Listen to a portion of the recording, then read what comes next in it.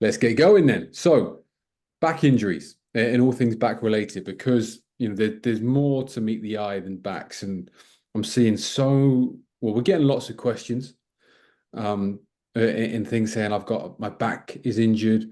What are the best exercises? Or I just want to get my back strong to bowl quicker. Things like that. And what I want to do today is just show you there's so many different types of back issues that there's no one answer. There's no answer at all to say, well, if you do these exercises, you're going to be better. I see it on Instagram all the time. Do this exercise 3 times a week and say goodbye to your back issue. Well, that's all well and good if everyone's got the same back issue, but they haven't. It's an unbelievable bit of kit, the spine, but it's multifaceted. So that, there's lots of different things going on. So, like I said, it is a complex bit of kit. It's the spinal engine is what it's called quite a lot. And that's so true. It moves in different ways, from the top all the way down. We've got different parts, got the cervical, got the thoracic, got the lumbar, got the sacrum. They've all got different jobs and all got different ranges of movement and different parts which should be moving, and some shouldn't be moving as much as others. We're looking at 1 to 3 degrees in the lumbar. Obviously more in the thoracic and more extension in the thoracic, but it should all move in all directions at some point. And due to this and due to everything which goes on, a lot of different issues can arise. It's not just the stressies, there's so many other things going on. So what we can do is just pigeonhole every back issue is the same thing and say, right, here's 2 exercises which are going to fix your back, which is nonsense. Most of the time you get told, go and stretch your hips and if it's going to be okay. And it's just not true. Okay. So we just want to go into the issues which actually can arise. Okay. So the stress fracture. Now, when I was learning about these, it was called the spotty dog, because when you look at the actual bone there and the fracture through the middle, it looks like a dog's collar. Okay, so that's called the spotty dog. And this is the common big bowling injury. And this happens, what, for a number of reasons, but it's down to the action. And we know the action is limited from the body. So that's why it's never a case of we just need to change the action. No. And this is why it's never a case of you've had the fracture, you've got the fracture there. So, I mean, that's a complete fracture. It can be partial fracture, whatever. It's about understanding why it happened, and why it happens down to the action, and why the action happens is down to the body. That's as simple as it gets. But it's down to us to dive into the body and find out again. So why is that happening? We can see the sacrum below here. So this is the L5 and L5 pars. So that's a very simple picture to actually see what it is. Okay. This would be on the right-hand side. So that would be your left-hand bowler primarily. Okay. But we do see on right-arm bowlers on the right-hand side, normally after they've had a left-hand side one, and then the body starts to try and recorrect itself. So if you imagine you start just going to the left, and then the top half starts turning to the right to try and correct that S of the spine, and then the other side starts to get it. Okay, but this is the big injury for bowlers, the stress fracture. This is the one which everyone says you're just going to get, but it's nonsense. But also the big issue is a lot of the rehab around it, where you're pretty much left for that bone to heal. And obviously we know bone heals when you leave it. But then you're just giving, right, you're pain-free. Yeah. Okay, we'll start loading and then start getting into bowling again. Both the loading patterns, you tend to have S&Cs put you into that extension. So that's already going to be put under stress. And then the bowling's not going to have changed at all. So the action's going to be the same. So that the likelihood is that that's going to come back, and that's what we're seeing time and time again. We're getting guys coming to us on a second and third stress fracture when nothing's changed, as in they've done the same training, the same rehab every time. And we need to be just better than that. So here's another sort of snapshot, one of a cross section of the spine looking down on it. We can see where that fracture occurs there. And then This next picture is just showing the pars, but also showing where the facets are, which we're going to come on to, okay? Because the stress fractures are the common ones, but we're seeing a lot more of facet injuries. And because they happen within the same sphere as the stress fracture in terms of an extension and rotation, it can be misconstrued as you've got a facet irritation. Okay, so facet irritations present very similar to stress fractures. So you get them in extension, but you tend to feel these in flexion, and particularly when you're in flexion coming back up as well. And the crazy thing is that, it's nowhere near as bad an injury as a stress fracture, but you feel it a lot more. Okay, a lot more. And we can see, the facets there and there.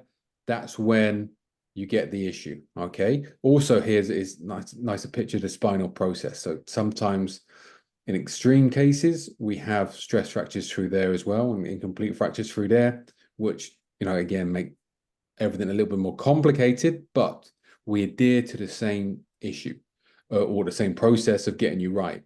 Why is these things happening? Why is this spine, which is an unbelievable bit of engineering, why is that getting injured? And so many times we go down to the same thing: poor loading patterns, a body which is chronically deficient of good motor control, of good stability, of postural integrity is just not there. Got a lot of that. So we've got the discs which are going into. We see issues with those where dehydrated discs. And then you've just got people saying, get stronger. Again, what a complicated bit of kit this is. This is just the basic skeleton of it. Obviously, you've got the disc there, but the basic skeleton. Then you add the ligaments, the fascial system, the muscles. It's honestly, it's complicated, but simple at the same time, because when we know what each part needs, we can get ahead of it. So if we have got something with a facet irritation, like I said, that's a quick recovery time. We get right on top of this.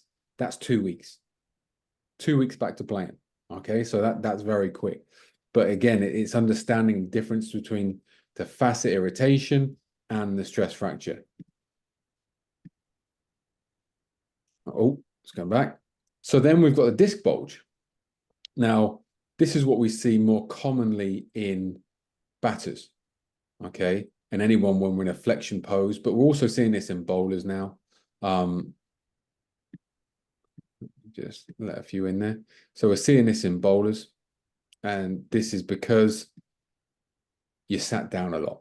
Okay, so when we're sat down and the lower back's rounded, what happens is this disc bulge here. You see that?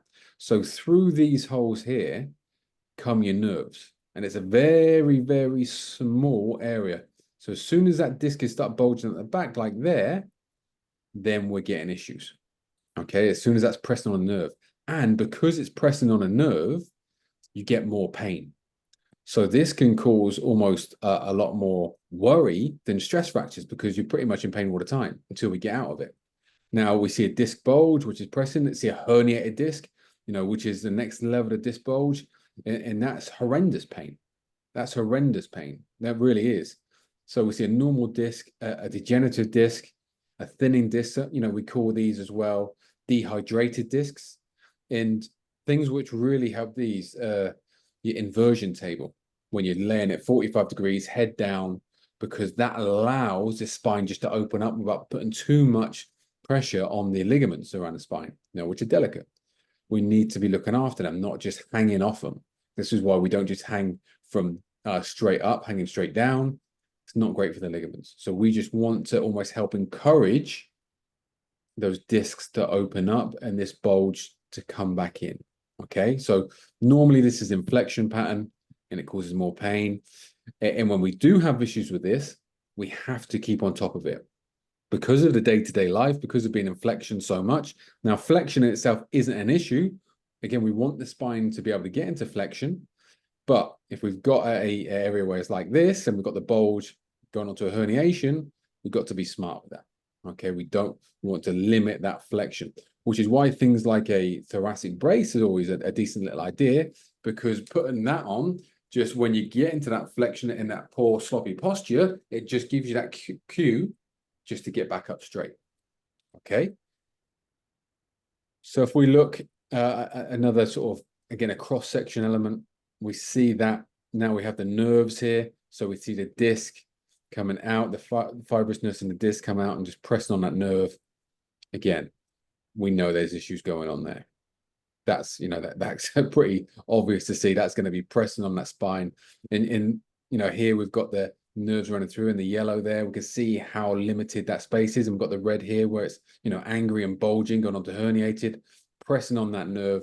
And that's where we like sciatic pain all down the back.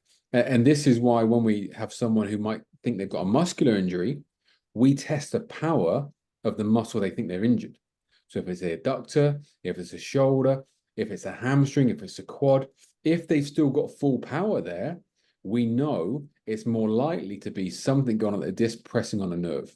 Okay, so we can eliminate the fact, the worry that it's a hamstring injury and go, right, let's sort the back out. Okay, and then the last one here is just, again, a cross section. So this time we've got the musculature again in it. And I just wanted to show you guys this because this just, for me, it just explodes that whole myth of just get stronger and it help the back. So, where we've got the lumbar here and we've got different musculature here. Now, this is the psoas. This is your big hip flexor. That's the major one attached to it. So again, when someone's telling you you got a back issue, let's get you on the bike, you need to slap them because that's horrendous. We've got the QL there. Everyone says we've got tight QL. How do you think you're going to get to that?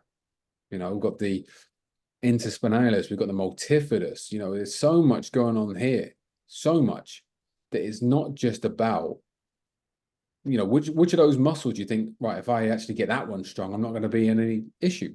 There's none of them. It's about the whole interplay. We've got the internal, external obliques, the transverse abdominis, the fascia around it, the rectus, the abs. So much is going on here.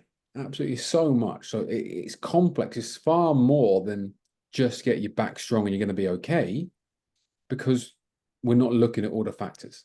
Once we understand the factors, then we can get in and eliminate the one by one and make sure everything's working one by one.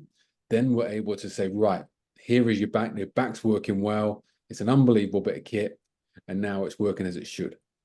So now we can be happy with it. Okay.